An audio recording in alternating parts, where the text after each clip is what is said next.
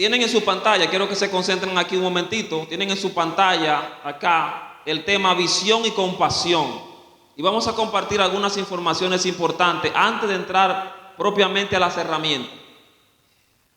Lo primero que quiero compartir con ustedes es una estadística que nos facilitó el ministerio One Minute Witness, que es un ministerio que trabaja evangelismo a través del testimonio, y nos facilitaron esta estadística que está en pantalla. El 97% de los inconversos nunca irá a una iglesia evangélica, según esa estadística. Pero lamentablemente las iglesias siguen haciendo actividades para invitar a los inconversos a su iglesia. Y esta estadística nos dice que si usted invita a 100 personas a su iglesia, en su comunidad, en su barrio, es posible que el 97% de esas personas rechacen su invitación a la iglesia y no vayan nunca a la iglesia. De hecho, hay personas que nunca han pisado un templo cristiano, nunca han ido a una iglesia evangélica. Usted puede decorarla, usted puede ampliarla, usted puede tener asientos acolchados como los que tenemos aquí, usted puede poner aire acondicionado. Y esa estadística no varía. El 97% de la gente le teme a entrar a una iglesia. Y generalmente no entran porque no tienen un amigo dentro de la iglesia. Sin embargo, la iglesia ha entendido que la estrategia que debe adoptar es seguir invitando gente. Vamos a invitarlos para que vengan, vamos a hacer una actividad especial, vamos a hacer un culto especial, y la gente no viene. ¿Cuántos de ustedes son líderes de jóvenes, de ministerio de juvenil? Levanten su mano. Okay. ¿O están en la directiva? Bien. ¿Cuántas veces ustedes no han hecho una actividad de jóvenes para invitar jóvenes a la iglesia? Y generalmente ustedes invitan a otras iglesias de la comunidad, de la zona, y vienen más jóvenes cristianos que inconversos, ¿sí o no? Y la actividad era una campaña juvenil, pero generalmente vinieron más jóvenes de las iglesias que jóvenes que vienen a recibir a Cristo. Entonces, esa es una realidad que nos afecta, no solamente en Estados Unidos, sino que yo creo que esa es la realidad también de nosotros aquí. La otra cosa es que el 75% de las personas están dispuestas a escuchar el evangelio. Y eso es positivo. O sea, estamos diciendo que muchos no quieren ir a la iglesia, pero según la encuesta, 75% sí escucharían el evangelio si alguien se lo lleva a su casa. Si alguien se lo presenta allá donde está. No nos podemos desviar del mandamiento de Jesús, que dijo que tenemos que ir a ser discípulos. Por eso que dice que tenemos que ir. No dijo Jesucristo que tenemos que invitar. Él dijo que teníamos que ir. Entonces, podemos tener una danza, podemos tener una coreografía, podemos hacer un culto especial, pero si primero no vamos a ellos, ellos no van a venir donde nosotros. 75%. Ahora, ¿qué sucede? Ahora está el problema. Es que el 97% de los cristianos nunca compartirán el evangelio jamás en su vida. Que nunca lo van a compartir. Cuando nos referimos a que el 97% de los evangélicos no compartirá el evangelio en su vida, estoy diciendo lo siguiente, y yo entiendo esta encuesta. Es que compartir el evangelio no es decirle a la gente, Cristo te ama. Compartir el evangelio no es invitar a alguien a la iglesia. Compartir el evangelio no es usar un megáfono y ponerme en una esquina y decirle a la gente que vengan a Cristo. Compartir el evangelio tampoco es llevar una literatura, irme sin explicarla y pasar por un sitio y llevar la literatura y solamente me voy y no le explico a la persona qué dice ahí y por qué lo dice. Compartir el evangelio y compartir la fe quiere decir que yo me siento con una persona y le explico desde el principio hasta el fin el plan de salvación y le doy la oportunidad de responder a ese mensaje. A eso nos referimos con compartir el evangelio. La mayoría de la gente cuando habla de compartir el evangelio generalmente dice a una persona, bueno, tú eres una buena persona, tú deberías ser cristiano. Eso no es compartir el evangelio, es mostrar el camino del evangelio. Y además de esto, ¿cuántos en su iglesia tienen ministerio de evangelismo? Levanta la mano. ¿Hay ministerio evangelístico en su iglesia? Gente que sale toda la semana a evangelizar. Muy bien. Yo los felicito porque hay muchas iglesias que no tienen ministerio evangelístico. no tienen un ministerio dedicado continuamente, constantemente a ir a la casa de la gente a evangelizarlo. Y muchas iglesias solamente se limitan al culto del domingo, pero no tienen un ministerio dedicado a evangelizar. Y generalmente esos ministerios evangelísticos que se levantan en las iglesias son hermanos que tienen el deseo, el amor, la intención, pero no han sido entrenados, ni han sido enseñados para hacerlo. A la gente no se les entrena cómo evangelizar. A la gente solamente se le da el tratado y dice, vete que Dios va a estar contigo, Jehová llenará tu boca. Y se van a evangelizar y no saben qué van a hacer. Y luego salen con un grupo de cuentos, de inventos y de cosas, y al final no se sabe qué se hizo. Ahora, le voy a hacer una pregunta, jóvenes. Cuando uno va a ser profesor, ¿uno va a la universidad, sí o no? ¿Se prepara para eso? Número 2, si usted va a ser abogado, ¿tiene que ir a prepararse para hacerlo? ¿Tiene que prepararse para hacerlo? ¿Usted es abogado, varón? Yo lo vi que usted se graduó. Se ve, ya hizo el monográfico, creo que vi. Ok, pero cuando uno va a presentar el monográfico de la universidad, no hace uno una presentación, uno hace un estudio, una investigación, estudia para llevar algo bueno para que la gente lo vea y lo reciba y lo acoja, ¿verdad que sí? Ahora, si hacemos todo esto y nos preparamos tan bien para las cosas seculares y nos entrenamos para profesor, para abogado, para ingeniero, y preparamos presentaciones como esta para llevarla a la universidad, para agradar a la gente, ¿cuánto más deberíamos prepararnos para presentar en la tierra lo único que puede realmente cambiar un alma y llevarlo a la vida eterna? Todo lo demás que podamos hacer es secundario. Entonces, ¿por qué dejamos en la iglesia que la gente evangelice, que la gente presente el evangelio sin prepararse? Ve, abre tu boca que yo te la llenaré. No hay preparación, no hay capacitación. La pregunta la vamos a dejar para el final, pero escríbala. Ahora, nosotros tenemos que preparar. ¿Creen ustedes que debemos preparar a los jóvenes de las iglesias y los adultos? Muchos ministerios juveniles dicen que no crecen, no tenemos jóvenes en la iglesia. Miren, los mismos jóvenes, pasa un año y llega el otro año y no hay un joven nuevo en la congregación. ¿Usted sabe por qué es que pasa eso? Porque no tenemos un sistema de entrenar a nuestros jóvenes de nuestras iglesias a cómo evangelizar. Porque yo no le puedo exigir a nadie que haga lo que yo no le he entrenado para que haga. Yo no puedo exigirle a mi iglesia que evangelice si yo no le he entrenado cómo evangelizar. Yo no puedo pedirle a nadie que haga aquello que yo no le he preparado para que haga. ¿Sabían ustedes que las empresas, antes de usted contratarlo o darle el empleo o nombrarlo como empleado, usted tiene que pasar un tiempo de entrenamiento? Y le pagan durante estar entrenando y luego lo ponen fijo. ¿Por qué en las iglesias nosotros no entrenamos a la gente y no los enseñamos a hacer la gran comisión y hacemos toda clase de cosas menos entrenar a la gente? Ahora, hay razones por las cuales los cristianos no comparten el evangelio. Hay muchas razones que yo le voy a mencionar a continuación. Yo puedo decir miles, pero hay básicas que quiero mencionarles que nos presenta también este ministerio.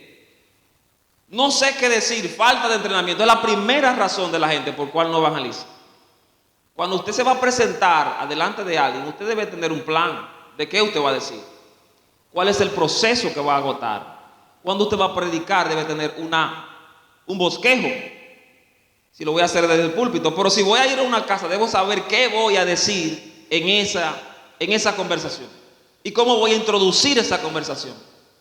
Si yo voy solamente diciendo lo que el Espíritu diga, eso se hará, y yo no tengo los versículos bíblicos que ya yo lo he memorizado, que lo he aprendido, que lo he estudiado, el Espíritu Santo no va a tener nada con qué trabajar. ¿Usted sabe por qué Pedro, cuando se levantó y dio el discurso, pudo mencionar el libro de Joel? Dijo, en los postreros días, dice el Señor, derramaré mi espíritu sobre toda carne. ¿Sabe por qué lo dijo? Porque ya Pedro lo había estudiado y el Espíritu Santo se lo trajo a la memoria. De manera que uno tiene que prepararse para presentar el evangelio. La otra razón es miedo al rechazo. La gente cree que lo van a rechazar. Pero si ustedes volvemos un poquito atrás a la estadística, nos damos cuenta que el 75% de la gente dice que sí, que quiere escuchar el evangelio. Yo hago algo, generalmente lo hago en Juan de Herrera, donde yo estoy pastoreando, y les pregunto a la gente, si un hermano de la iglesia va a tu casa una vez a la semana y te lleva el evangelio a tu casa, ¿lo recibirías? Y todavía no he encontrado a un solo que me diga que no. Todos dicen que sí, que ellos recibirían a un hermano de la iglesia si fuera a su casa a presentarle el evangelio. ¿Y por qué seguimos invitando a la gente si la gente en su casa está dispuesta a recibir el evangelio? La otra cosa es que hay falta de compasión. Y esa es la razón principal y la más profunda. La principal razón dentro de todas las razones por las cuales la gente no evangeliza y no predica es porque le falta compasión. Ahora, si yo no conozco a Dios profundamente y no amo a Dios profundamente, la compasión de Dios no va a entrar a mi corazón. La verdad hay que decirla, la mayoría de los creyentes no tienen una vida devocional activa.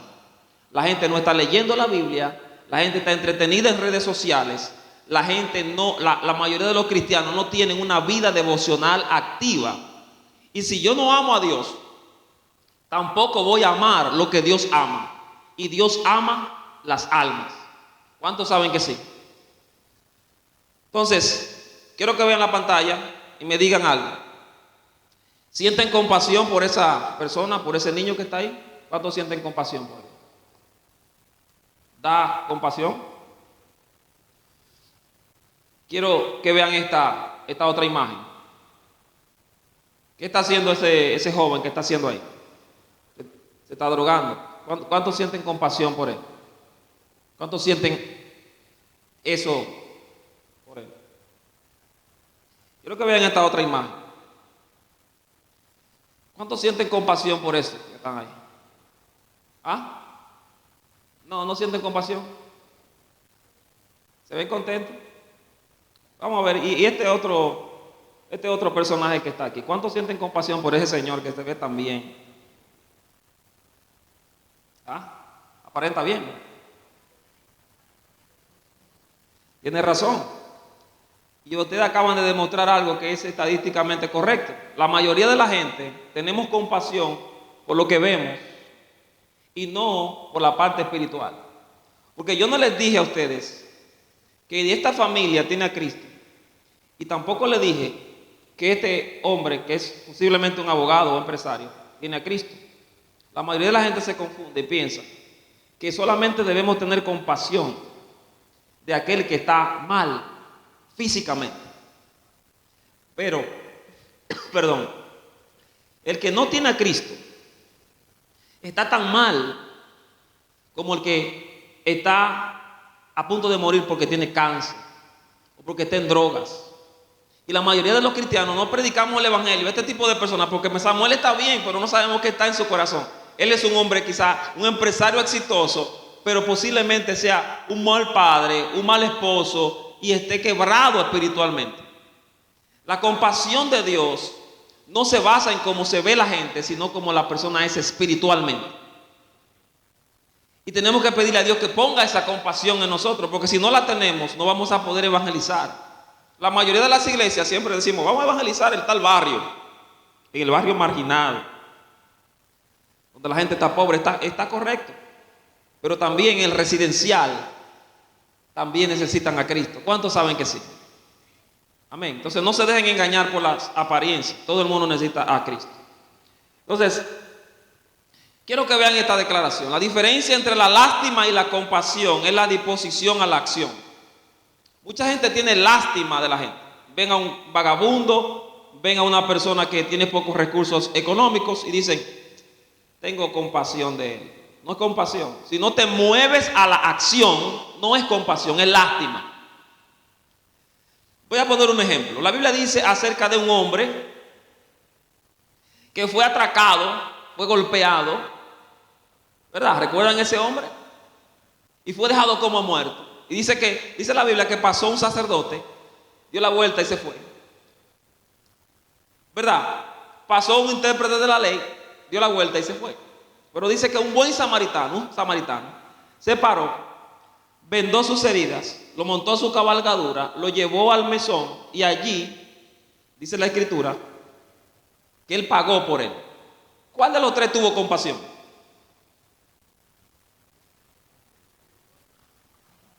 Exactamente. ¿Cuál tenía lástima? ¿Cuáles tuvieron lástima?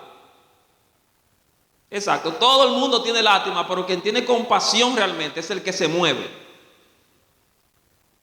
Yo sé que la gente necesita a Cristo, pero solamente tendré compasión de ellos cuando esté dispuesto a dedicar tiempo para presentarles a Cristo. Si no, no tengo compasión.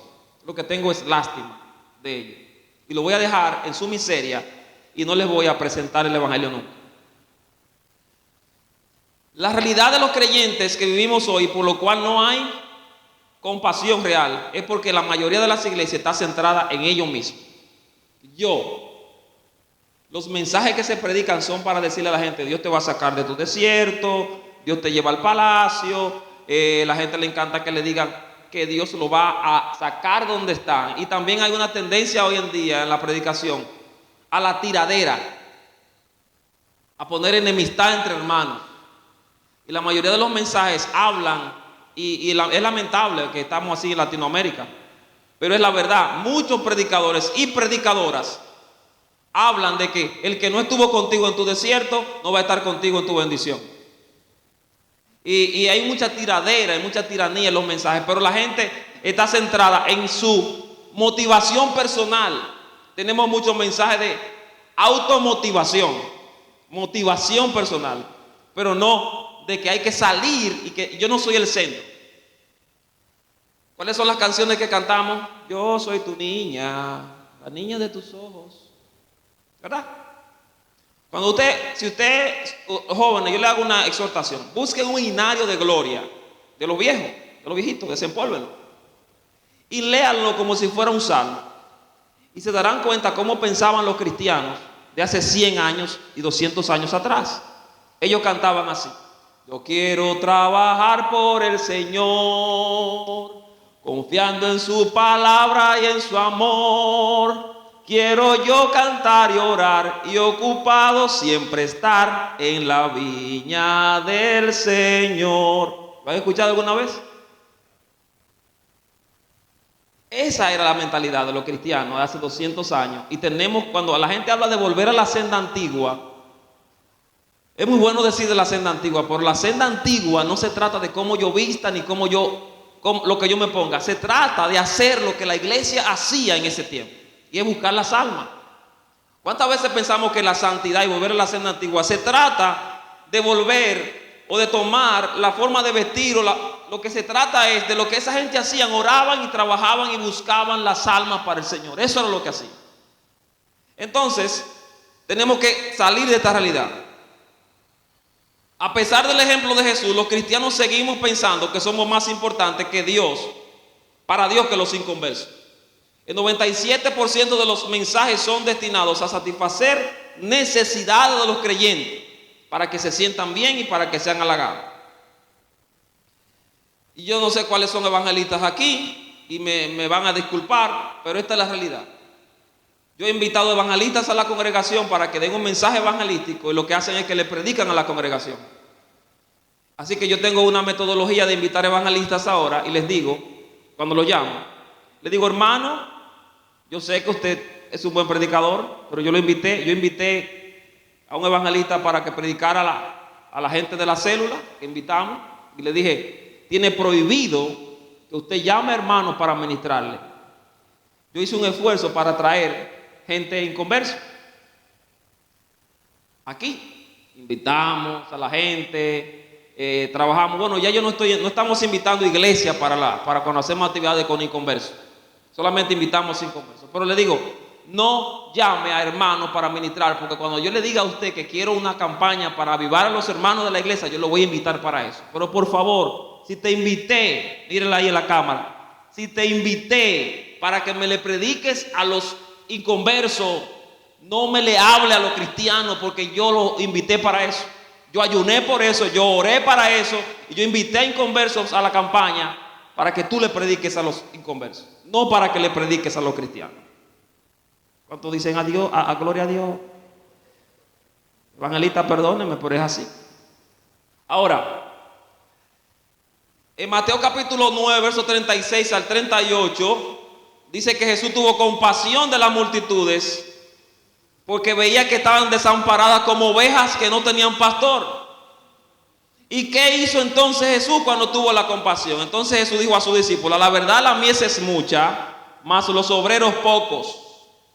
Rogad pues al Señor de la mies que envíe obreros a su mies. Si usted ve el versículo anterior, dice que él tenía compasión. Y la razón de la compasión no era por pan, no era por comida, no era porque había coronavirus, no era porque tenían lepra, no era porque estaban enfermos, no era por nada de eso. La razón de la compasión era la siguiente: que no tenían quien los pastoreara, quien los cuidara, quien les predicara, quien les enseñara. Entonces él envió a sus discípulos, dijo: la verdad, la mies es mucha, pero los obreros son pocos. De la misma manera que era entonces en el tiempo de Jesús, que la mies es mucha y los obreros pocos, también ahora es así. La gente quiere escuchar el evangelio, pero la mayoría de los programas de la iglesia y de las actividades de la iglesia son para la iglesia, pero no son para ellos. Y hacen falta obreros que vayan a llevar la palabra de Dios. Y entonces él dice: rueguen al Señor de la mies que envíe obreros a su mies. La oración de Jesús no fue: oren por las almas. Le voy a hacer un reto ahora, como siempre lo hago en la congregación donde estoy. Le voy a pedir que no oren más por las almas. Le voy a pedir que no oren más para que Dios toque a la gente. Le voy a pedir que no oren más por los inconversos. Le voy a pedir que hagan lo que Jesús pidió que se hiciera. Jesús nunca pidió a la iglesia que orara por las almas. Jesús siempre pidió que oraran por los obreros. Diga conmigo: yo soy un obrero y voy a orar por obreros. La gran necesidad no es que Dios toque a la gente. La gran necesidad es que Dios toque la iglesia para que vaya a buscar la gente. ¿Están conmigo? El problema principal no son la gente, porque ya le di las estadísticas de que la gente quiere escuchar el evangelio, pero muchos no quieren ir a predicar. Entonces, ¿por qué seguimos orando por las almas? ¿Por qué seguimos orando para que Dios lo toque si no hay nadie que les enseñe? Lo que hay que hacer, ya voy terminando, lo que hay que hacer para alcanzar la compasión de Cristo: número 1, usted tiene que cambiar su dieta. Usted está viendo en su teléfono, mucha televisión, mucho internet, muchas redes sociales. Pero usted necesita alimentarse de la palabra de Dios. Yo le recomiendo que lea el libro de los Hechos. Tome tiempo y lea el libro de los Hechos. Lea los evangelios y se dará cuenta cuál es el corazón de Jesús. Desintoxíquese un día y diga: yo voy a apagar el teléfono, el celular, y me voy a sentar, me voy a entrar a una habitación o voy a ir a la iglesia y yo voy a comenzar a leer la palabra de Dios hasta que Dios me ponga su compasión dentro de mí. Eso es lo primero.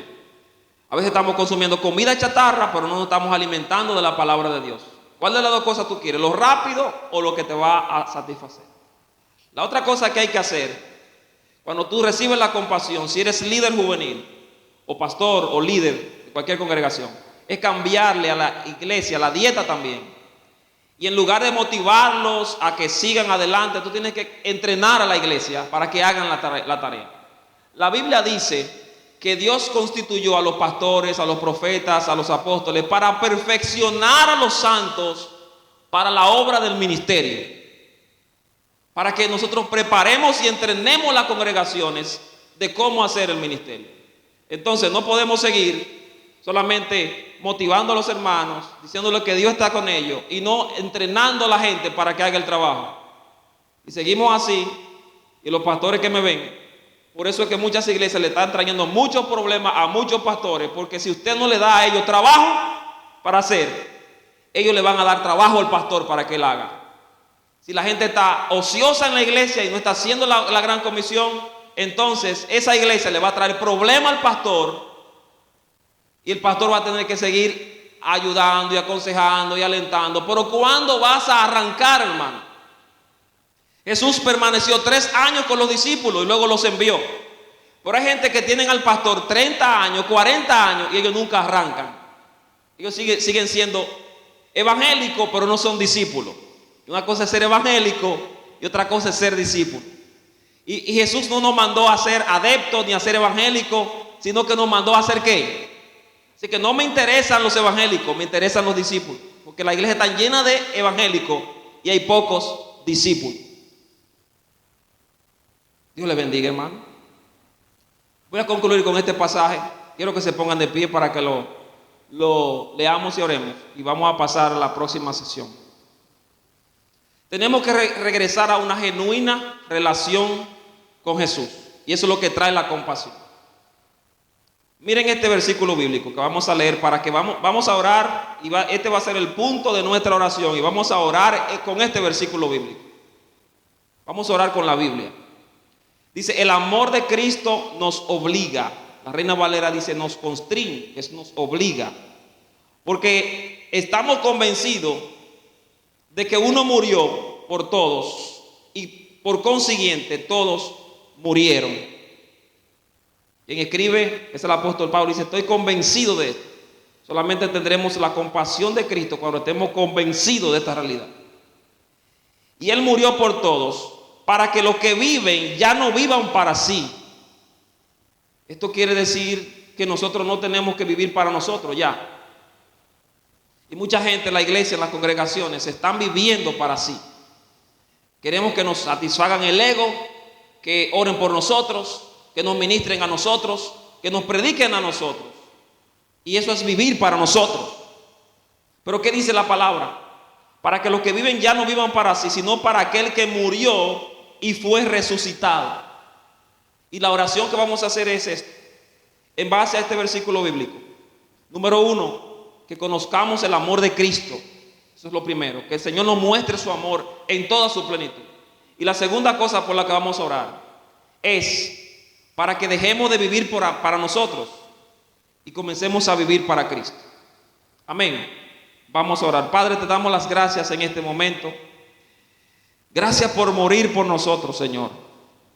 Señor, ayúdanos a conocer tu amor, a conocer tu compasión, y que esa compasión que tienes por los perdidos, y que esa visión y esa pasión que tú tienes por los perdidos se meta en nuestro corazón, en nuestros huesos, que fluya por nuestra sangre, Señor, ese amor que tú tienes por los perdidos, porque diste tu vida por ellos.